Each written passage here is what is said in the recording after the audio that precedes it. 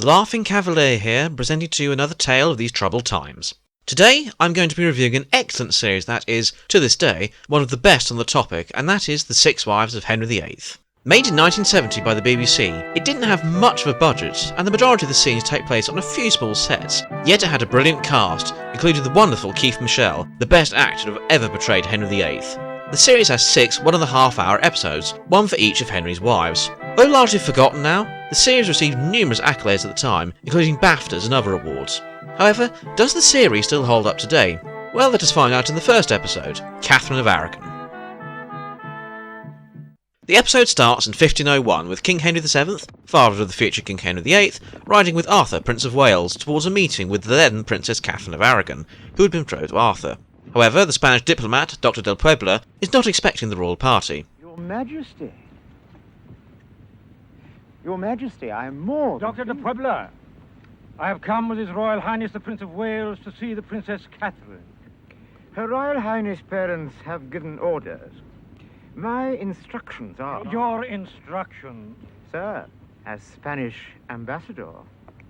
By the laws of Spain, a royal bride may not be seen before her wedding, even by her bridegroom.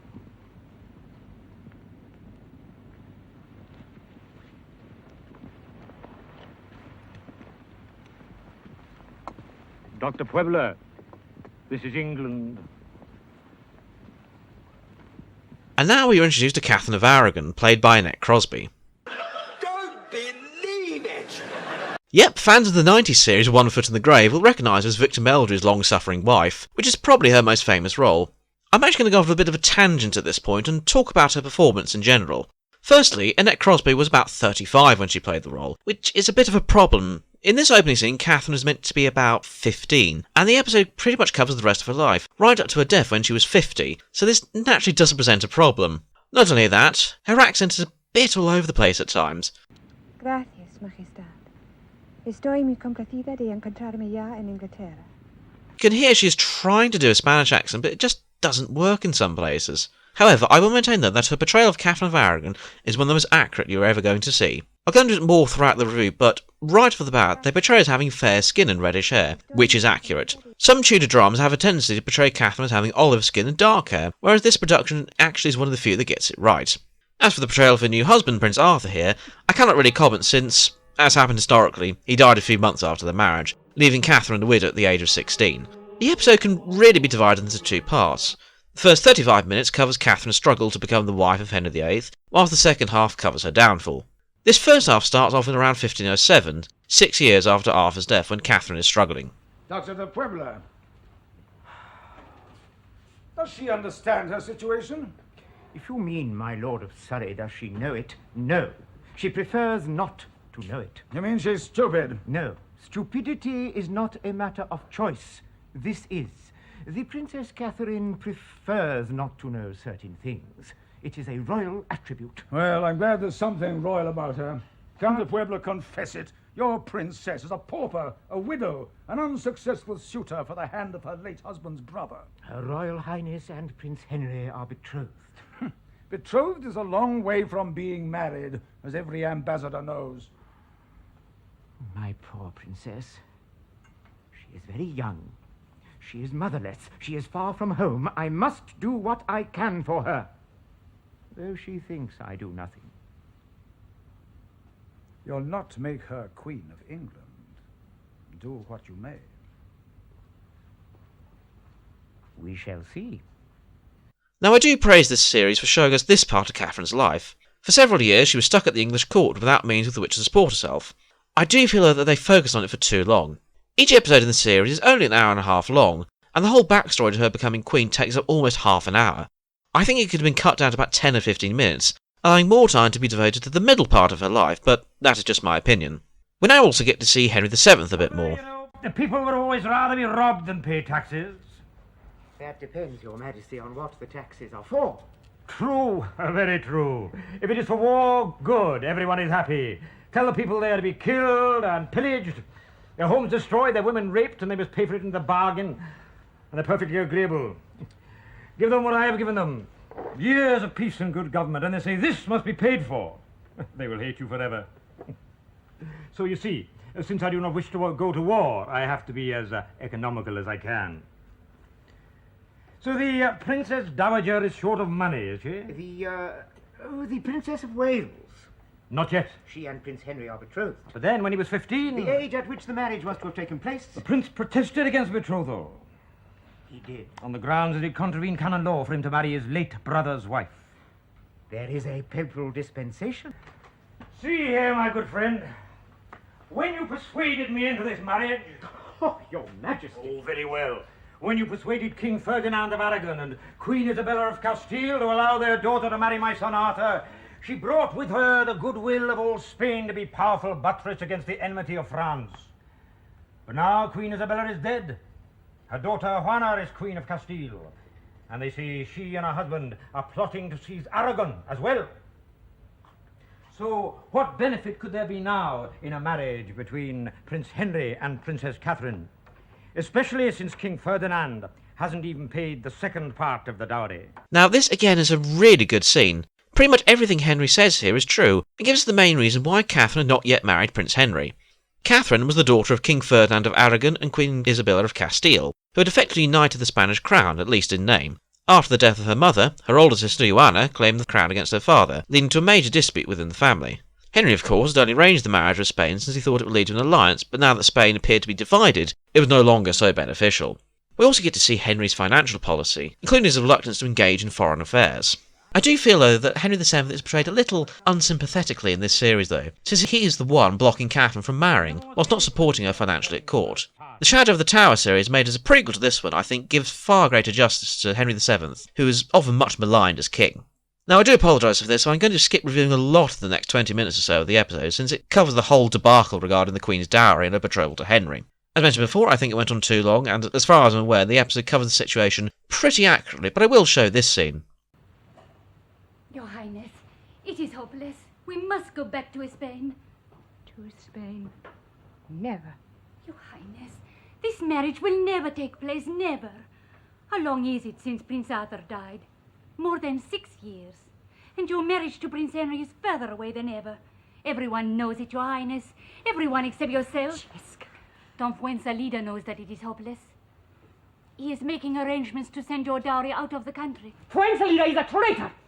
And you are a traitor too, to speak of going back to Spain. Never speak to me of it again.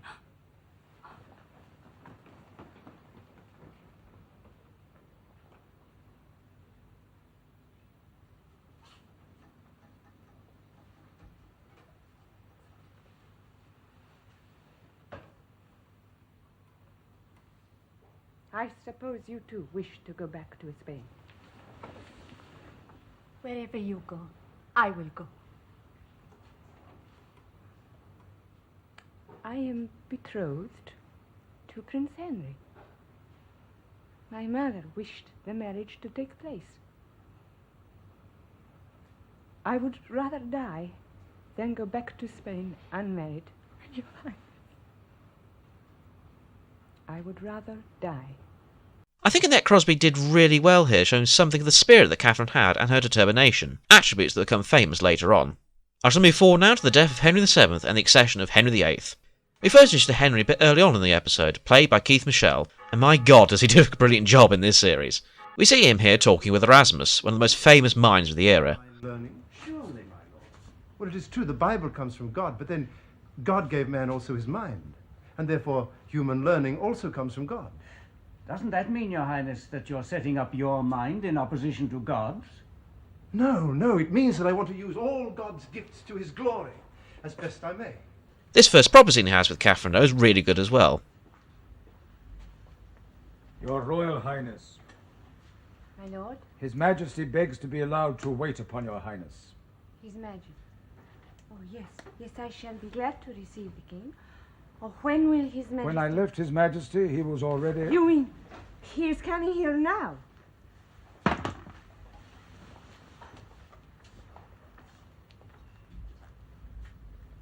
Your Royal Highness.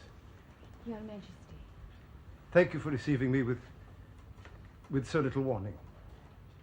May I express the sorrow that I feel for the death of your father? He was like a father to me, too. Thank you. He expressed a dying wish which I hope you will help me to fulfill. That is why I've come to see you. I will do whatever your majesty wishes. My father's last request was that you and I should be married as soon as possible. And Catherine, dearest Catherine, it is my wish too. It shows Henry's love for Catherine, and shows Henry as the young man he was at this stage, not the overweight monster image of his later reign. This is continued later on when he talks with Catherine. So what do you want besides me? I want... When my father came to the throne, England was nothing. A bankrupt country whose leaders had been fighting among themselves for generations. He's given us wealth and put money in the treasury, but that's not enough.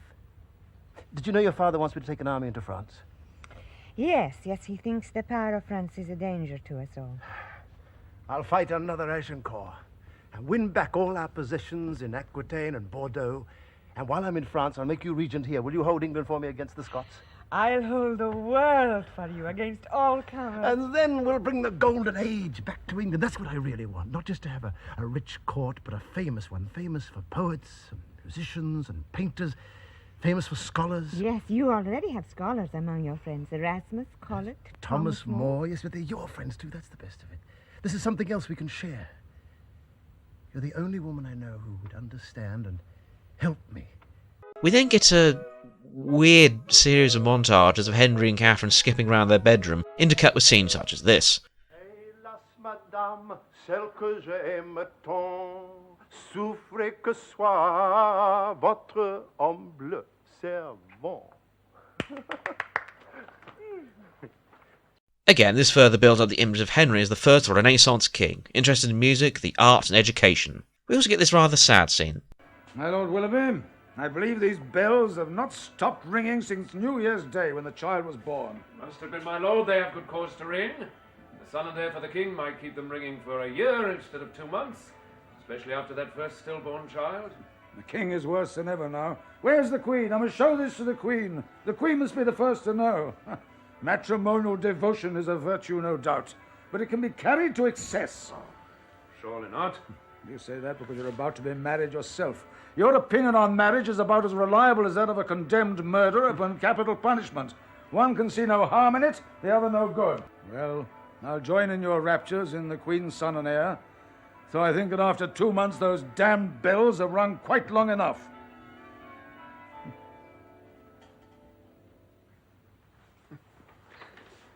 My lord is sorry. I never knew you had such power.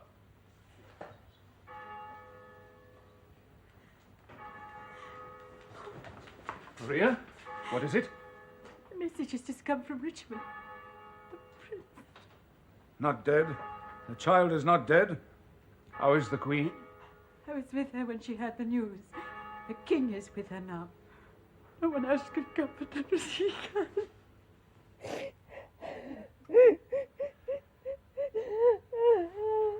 Don't cry anymore. Dearest Catherine, don't cry anymore. My little boy. I know. Little boy. You wanted a son so much. I wanted to give you a son.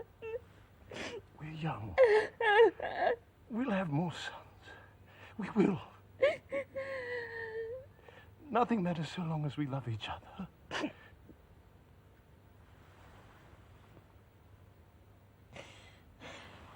The death of their son in 1511 was a major blow for both Henry and Catherine, and it's good as brought up here. And now we fast forward to around the year 1528. Yep, we've missed basically about 17 years of her marriage to Henry, including such important events as the Battle of Flodden, where she dispatched an army to fight the invading Scots, and marched north herself with reinforcements despite being heavily pregnant. Her army won a great victory though, killing King James IV of Scotland. We miss the birth of Princess Mary, her only surviving child, and we also miss other important events of this era, such as the Field of the Cloth of Gold, where Henry signed a treaty with the French, and Henry's courtship with one of Catherine's ladies-in-waiting. Speaking of which, here she is, Anne Boleyn, played by Dorothy Chewton. Is that for the king? Yes. One of his new shirts. Of course, I only hem them. The queen embroiders them herself. That's all she's good for. Mistress Anne, Well, after all, 18 years of marriage and nothing to show for it but a handful of stillborn sons. And the Princess Mary? Well, if you ask me, it's an act of God. On the Queen? How can you say that? There's no one so good or so devout or who does so much for the poor. Yes, buying their loyalty. But she couldn't buy a son. Well, we all know it's not the king's fault. If you mean... Henry Fitzroy? We do not speak of him here. Oh? Or of his mother, Bessie Blount? Certainly not. Your stitches are getting awfully large. Now, we'll hold off on discussing Teuton's betrayal of Anne Boleyn until the next episode. Meanwhile, Richard, an old friend of Cat...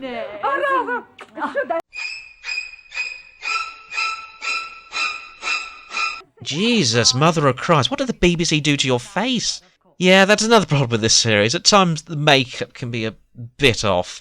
It's particularly notable in this episode since barely a few minutes ago these people were in their 20s. Now they're meant to be in their 40s and maybe even 50s, and the makeup department did struggle in some ways to make it look realistic. So that is the lady. She's just like all the others, only bolder and more knowing. She's every reason to be knowing. No doubt she's learnt it from her sister. They say this one is quite different from her sister. Different? They say she has not yet given the king what he wants. No, that is impossible. The king would soon lose interest if she didn't. Maybe she thinks he would soon lose interest if she did.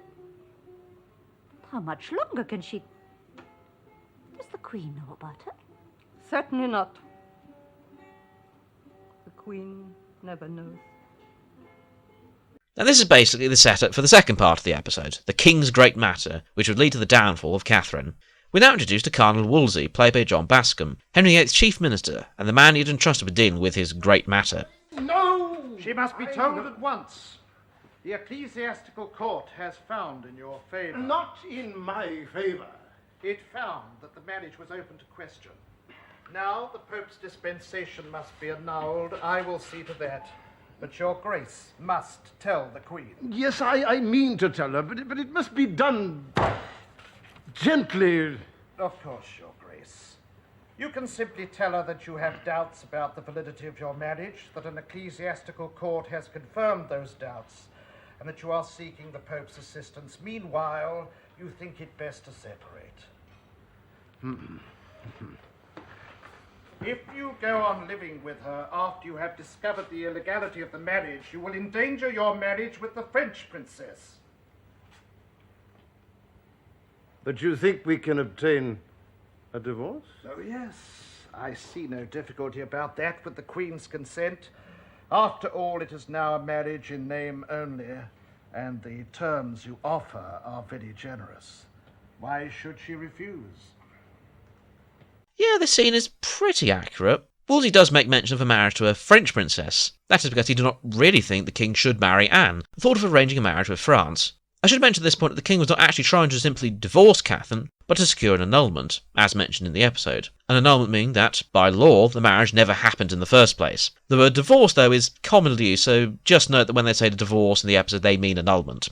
So Henry goes to Catherine and tells her the news about their marriage. Whilst up there, we are briefly introduced to Princess Mary. My dear Lord, we are so pleased to see you. What are you reading? Mary is reading Thomas More's Utopia. Ah, Utopia.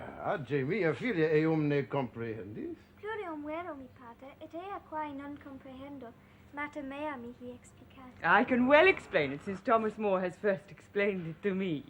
He came to supper with us yesterday and was so pleasant and merry. We were sorry that you could not be with us. I had some business.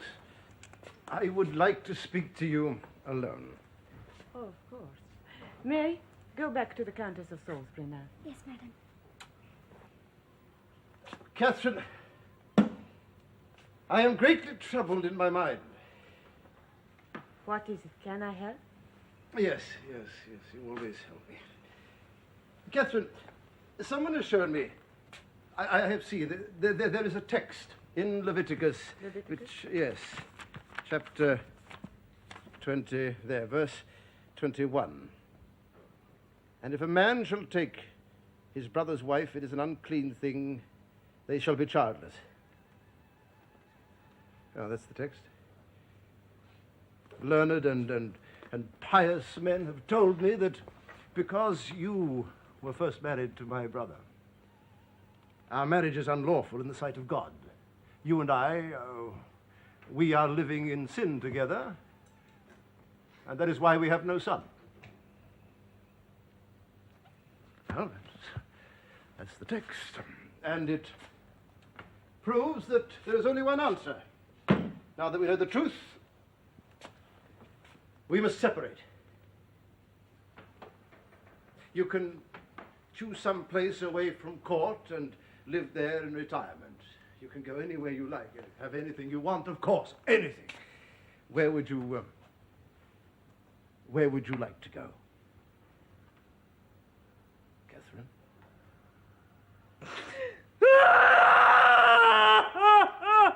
Catherine, don't cry! Don't! Okay, Catherine, I think you can calm down a bit there.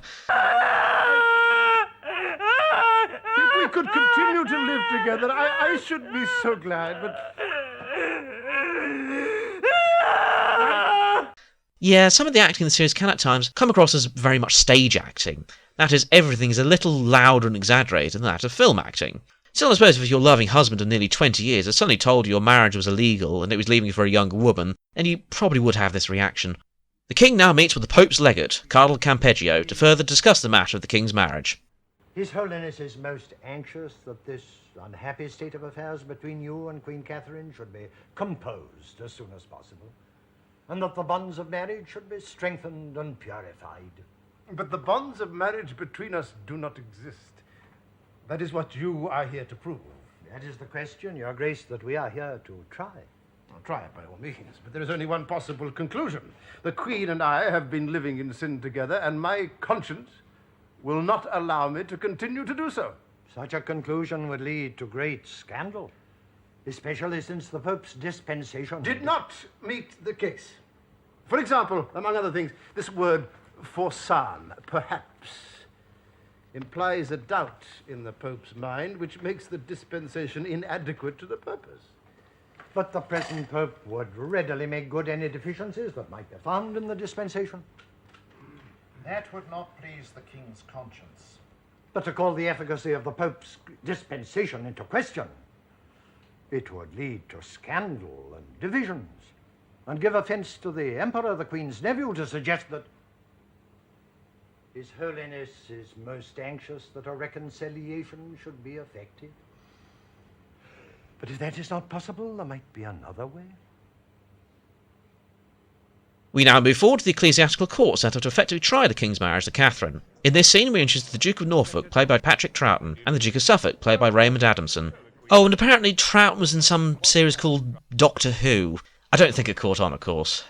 Catherine now speaks before the king personally. My lord, since I can expect no impartial judgment in this court, I appeal to you as the head of all justice in the land. How have I offended you?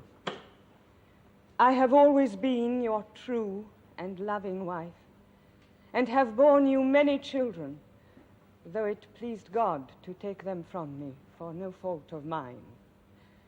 There can be no question but that we are truly married, for when I first came to you, I was a virgin, as you yourself have often said.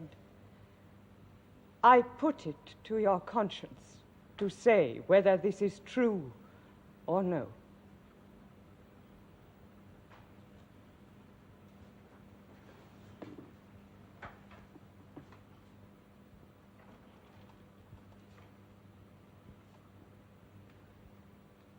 My lord, I beg of you to spare me this court.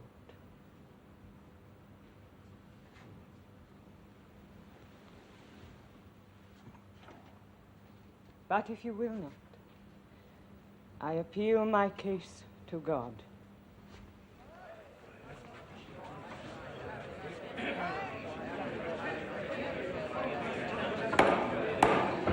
Catherine, Queen of England, come into the court.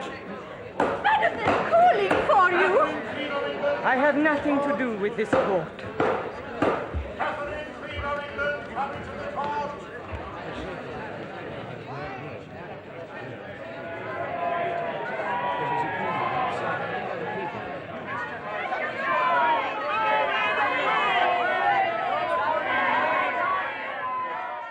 Again, another great scene and quite close to what actually happened according to accounts. Oh, we also get a brief introduction to this character. Who is this? Eustace Chapuis. Who? The Emperor's new ambassador. Really? What a moment to arrive. I wonder what he thinks of his master's art now. The power of the king, the pope, the English church and nobles ranged against one woman. Hardly a fair contest, eh, my lord? Hardly a fair contest. Chapuis is quite an important source for this era since the letters he wrote back to the Emperor survive in the archives and present us with some of the main sources on Henry VIII and his court. He's only in the first and last episode of the series, which is a shame, but I think he is played quite well. The king tries to continue the court without Catherine, but soon worrying news comes in from Rome. You sent for me, my lord. The French army has been defeated in Italy. The Pope is now at liberty to oblige the Emperor, the Queen's nephew. What hope of divorce now? Well, my lord Cardinal, Campeggio may not know of it yet. If we could... You'd better speak to the Queen yourself. I've no doubt you will know what to say to her.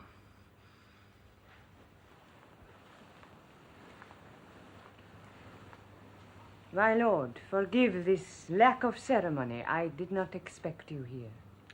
Madam, if we may go to your private room... If you have anything to say to me, my lord, pray say it openly. There is nothing you can allege against me which all the world cannot hear. Oh, Regina Nobilissima. I should prefer if you would speak to me in English, although I do understand Latin. Madam, I have come to give you my own private counsel. I would wish that it should be in private. I am grateful for your solicitude on my behalf. But since truth and justice are on my side, I have no need to ask for mercy. Good day, my Lord Cardinal. This failure would effectively mark the end of Cardinal Wolsey, who'd been one of the king's greatest servants. It's a shame we do not get to see more of him and his achievements rather than just his downfall, but again, at least it is mentioned. Oh, the king! There's a king! He has a new coat covered with emeralds. Is the lady with him? Yes, there she is, in cloth of gold. She's wearing cloth of gold and emeralds. And there's Sir Thomas Boleyn and her brother. All the court is leaving.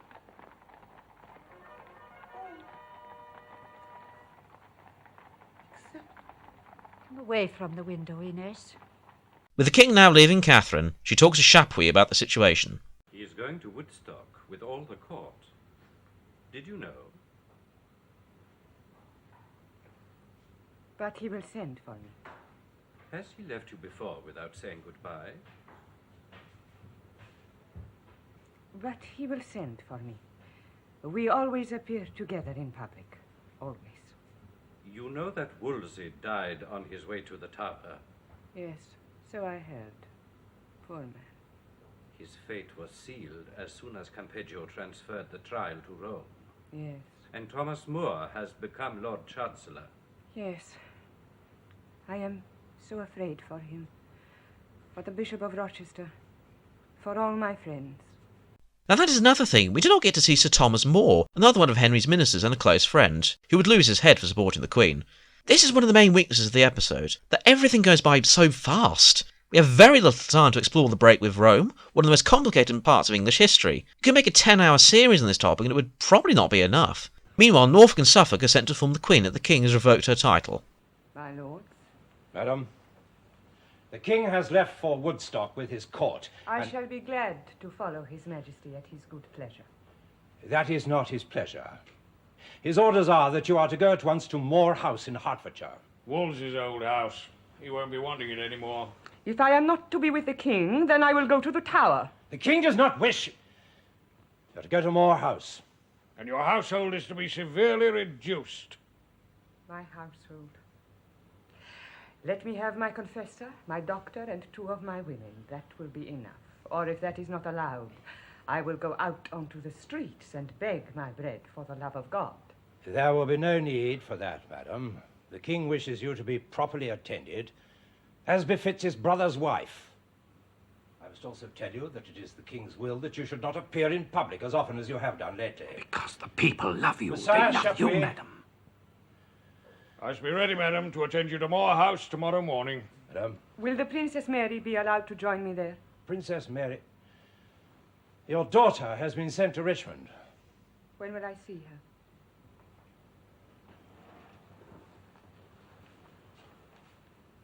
When will I see her? At any time.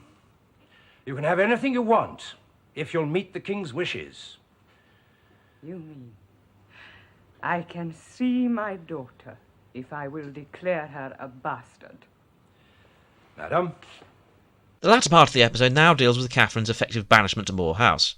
The whole saga over the refusal of the king to allow Catherine and Mary to be together shows Henry's determination, also Catherine's own determination to maintain her position. Catherine herself, however, is now ill. What do you think of this affair in Italy? My lord, I hear from her physician. The King of France plans to attack your emperor. My lord, I hear from her physician that she is very ill. May I be allowed to go and see her? If the emperor wants Milan, he's going to need my friendship. Don't you think? My lord, the Princess Catherine has no money. She is glad of the food which the poor people, out of their love for her, bring to her door. Oh, that's no affair of mine. You'd better talk to Cromwell about it. My lord, the princess is...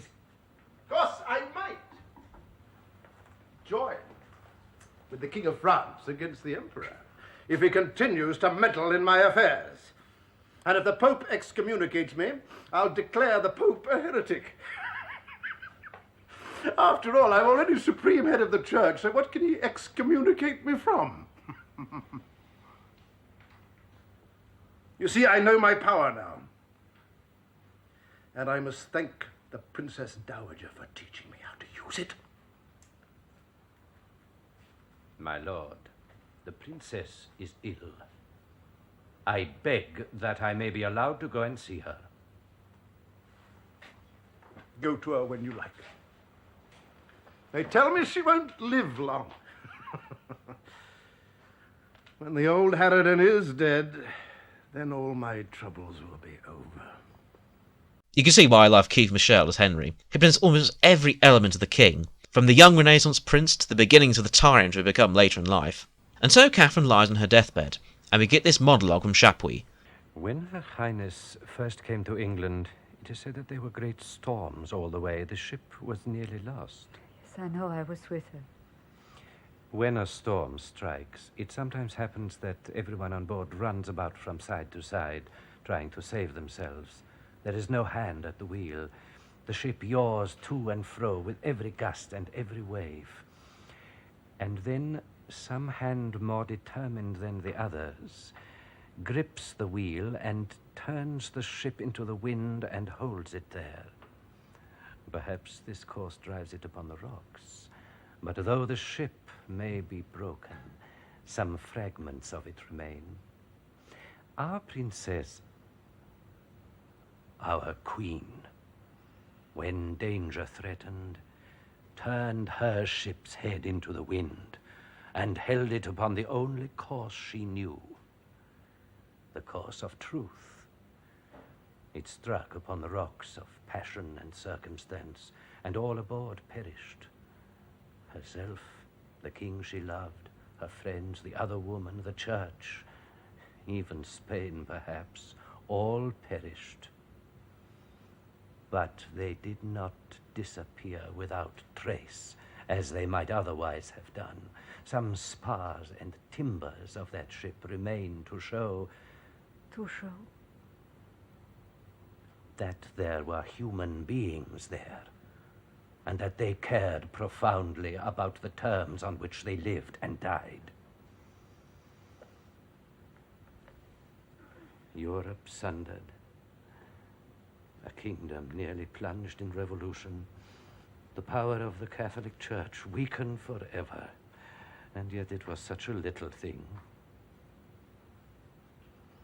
She wouldn't say that she was not married when she was.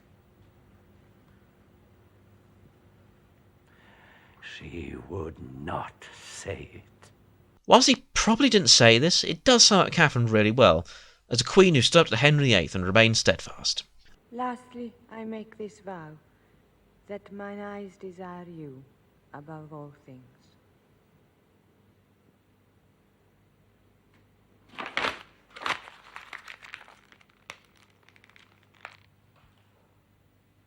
And so ends the episode on Catherine of Aragon. Overall, I think it is a good first episode of the series. I cannot fault the acting, particularly Keith Michelle, who you will see throughout the series. For me, he is the best actor to ever played Henry VIII. Annette Crosby does a good job as well, and despite my criticisms of her accent, she does a fine job portraying Henry's first queen. My main criticism would be, though, that the episode is a little rushed, since it has to cover quite a large chunk of Henry's reign. Still, I think it is a well done episode, and I would strongly recommend it.